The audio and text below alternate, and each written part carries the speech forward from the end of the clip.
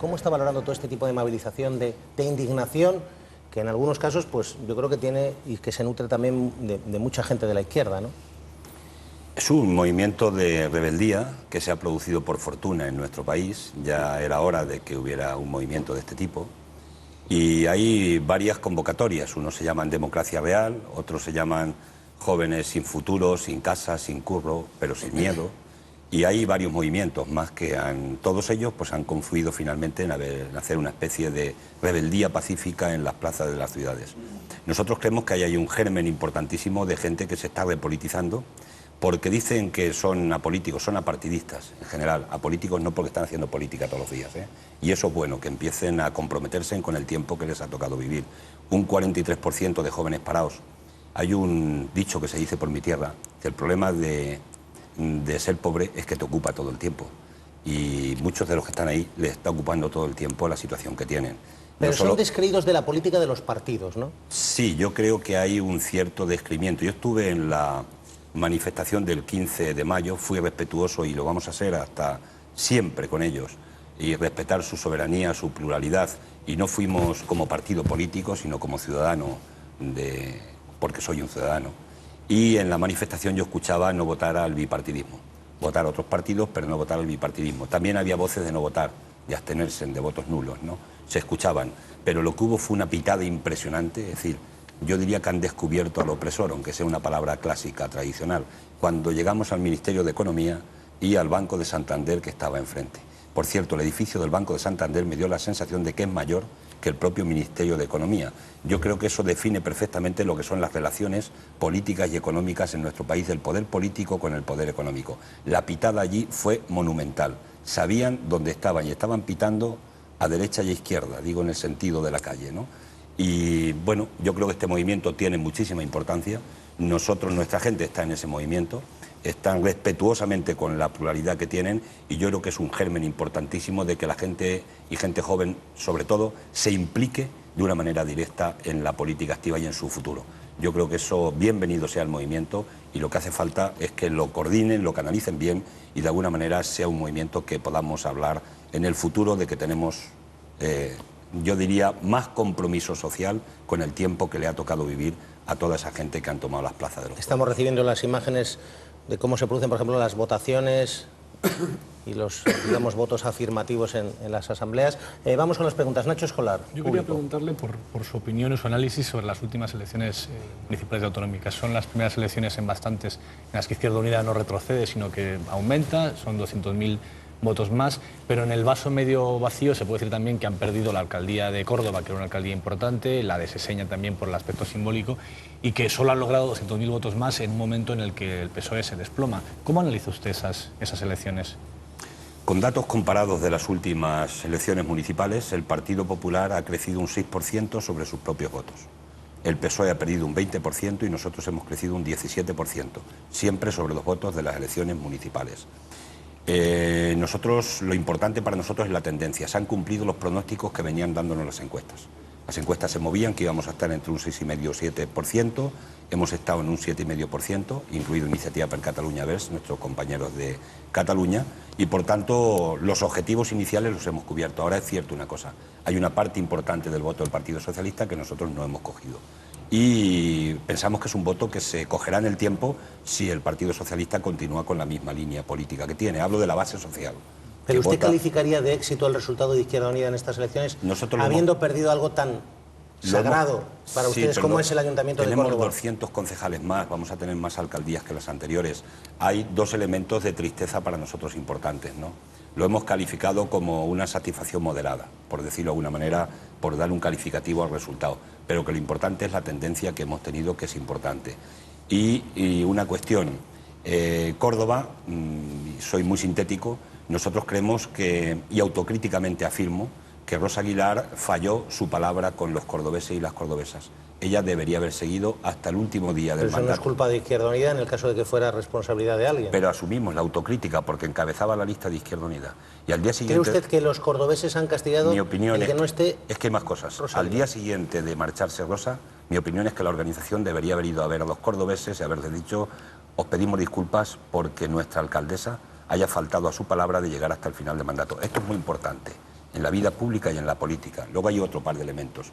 Yo creo que la política de paro y de crisis en nuestro país, la política de Rodríguez Zapatero, ha afectado a muchos ayuntamientos y a muchos alcaldes que han hecho buena gestión del Partido Socialista, pero en grandes ciudades ahí también nos afecta a nosotros, porque la gente cuando se queda parada castiga. Ya ha habido una parte... Pero a los alcaldes del PP, por ejemplo, no les castiga.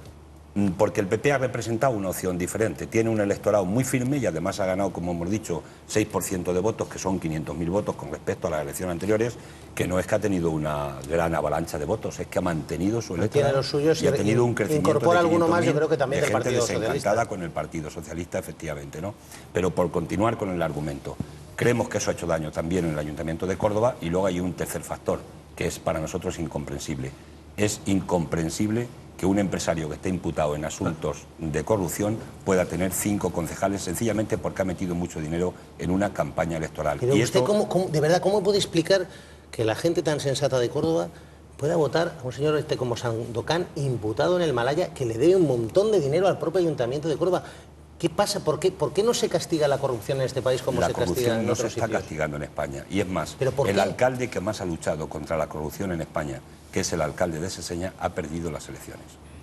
Y esto tiene que hacernos repensar una situación en nuestro país, porque los que defendemos que a la política se viene a servir y no a servirse, y se viene a hacer el arte noble de la política, a representar dignamente a los ciudadanos y ciudadanas, nos parece que es absolutamente grave esta situación que hay en este momento en nuestro país, de descrédito de la política de una parte importante, precisamente por los casos de corrupción que no se están castigando desgraciadamente en las urnas. Nacho, una pregunta rápida, por otro tema simbólico sobre el descremento de la política. Esta semana ha entrado en un debate en el Ayuntamiento de Madrid sobre los coches oficiales, porque UPyD ha planteado que va a renunciar a parte de sus coches oficiales. ¿Qué opináis? ¿Qué opina Izquierda Unida al respecto? ¿Va a hacer algo al respecto el grupo municipal de Izquierda Unida? En la parte que a mí me tocaría, renunciaría al coche oficial, y en mi organización pues espero, pero vamos, son gestos simbólicos, no van más allá. Luego hay coches oficiales que se utilizan en actividad... Yo no tengo coche oficial, por poner un ejemplo, ¿no? Pero hay coches oficiales que se utilizan, por ejemplo, yo he ido con nuestra gente de Andalucía y hay un coche oficial de un diputado en Andalucía que se está recorriendo Andalucía todos los días.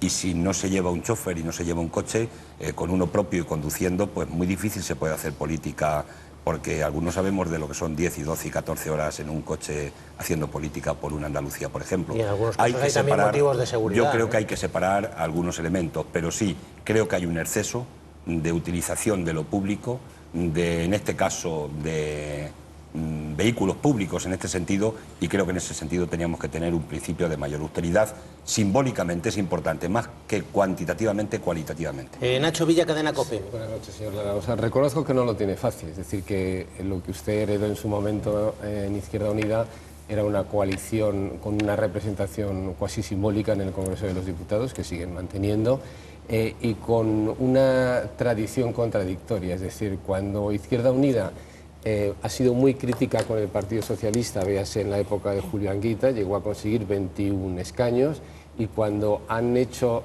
migas con el Partido Socialista, véase con Paco Frutos en aquella coalición de izquierdas con Almunia, o la pasada legislatura con Llamazares, que un día sí y otro también iba a la Moncloa, los resultados electorales han sido demoledores. Entonces, yo no sé usted con qué se queda, con la línea Anguita, de línea dura con el PSOE, o la línea Llamazares Frutos, que es cercanía al PSOE. Dice Antonio Papel, la pinza, recuerdan la pinza. La pregunta la hago yo. Te lo agradezco, pero la pregunta la hago yo. Venga, pregunta Nacho. ¿Con qué se queda? ¿Con Anguita o con Llamazares? Eso es un simplismo muy fuerte la respuesta, pero bueno, intento argumentarlo un poco. Entonces, ante eso no termino de entender esa especie como de anillo excluyente que quieren sobre el PP, porque su adversario político no es el PP.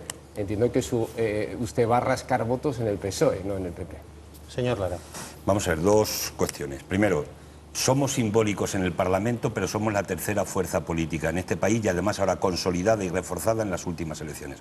1.700.000 votos, más votos que todos los demás partidos, esos que tienen tantos diputados en el Parlamento. Lo primero que nos da es un dato, y es que tenemos una ley electoral que es una injusticia absoluta, y tenemos una democracia falsa.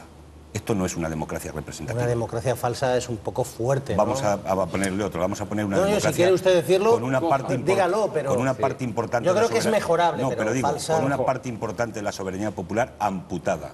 Yo no estoy igual de representado en el Parlamento que cualquier otro ciudadano que vote al PSOE o vote al Partido Popular, o vote al PNV o vote a Convergencia y Unión. Y por tanto, mi derecho a que mi voto tenga el mismo valor electoral a efectos de representatividad no se está plasmando en este momento en esta democracia. Por tanto, una democracia que nos cuesta 7 veces más votos a una fuerza política tener un diputado que le cuesta al PSOE y al PP es una democracia falsa.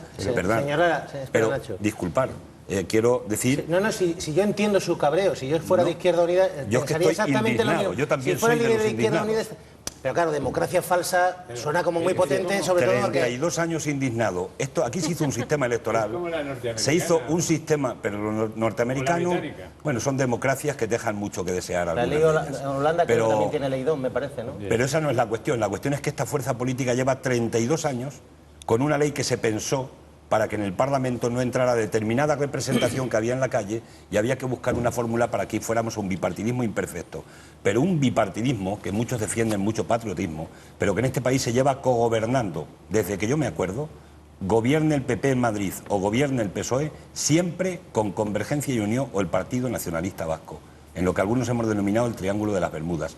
Y eso no ayuda a vertebrar social y territorialmente el conjunto del Estado español. Pero con esa ley, señor Lara, el señor Anguita consiguió 21 escaños. Con 2.600.000 votos. Sí. Pero hoy con esta ley, y si fuera proporcional y con los votos que tenemos en el Parlamento, no estaría Gaspar Llamazares solo con la de iniciativa, tenía que haber 14 diputados. Y eso se nos lleva robando siempre, pero cuando vamos a tiempos, cuando vamos a recursos económicos, cuando vamos a tiempos en los medios, etcétera, siempre se nos mide precisamente por esa cuota, insisto, que se nos tiene robada permanentemente. Y una cosa que reivindican precisamente esos jóvenes que han ido a las plazas es que quieren una reforma electoral porque quieren que el voto de todos, vote a quien vote, tenga el mismo valor electoral. Esto no es pedir mucho. No. Sí, eso se pide hasta en una comunidad de vecinos. La segunda cuestión que le decía Nacho Villar. Anguita critica PSOE, Llamazares, sofá. No es tan simple el tema. Yo creo que hay un elemento que es mucho más profundo, ¿no?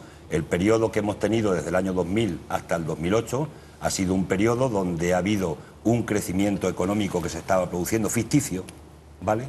Donde parece que habíamos llegado al paro prácticamente cero, donde teníamos superávit en las cuentas del Estado y donde había muchos recursos y donde se podía avanzar. Y se daban condiciones para tener una actitud, si quieres, menos crítica ante un gobierno determinado que en ese momento encabezaba, especialmente de 2004, Rodríguez Zapatero, ¿no?